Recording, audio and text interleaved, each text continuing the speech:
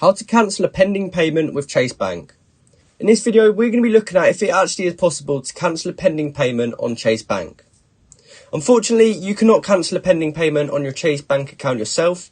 Only the merchant can cancel a pending payment. A pending payment is a transaction that's been authorised by your bank, but the money has not yet been transferred from your account. Pending payments can take a few days to clear depending on the merchant. If you need to cancel a pending payment, you will need to contact the merchant directly. The merchant may be able to cancel the payment if it has not yet been processed. However, if the payment has already been processed, the merchant may not be able to cancel it. Here are some reasons why a pending payment might not go through. The merchant may have cancelled the order. The payment may have been declined by your bank, or there may be a problem with your bank account. If you're not sure why a pending payment has not gone through, you can contact your bank for more information. And here are some tips to avoid pending payments. Make sure you always have enough money in your account to cover the payment. Check with the merchant to make sure the order is still valid.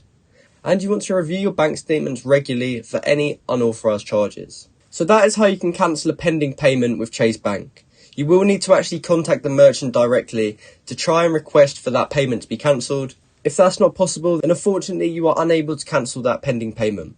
So I hope you found this video helpful, and I hope you now know how to cancel a pending payment with Chase Bank. If you do, please comment down below to say this video helped you out, and like and subscribe for more content like this. Thank you for watching.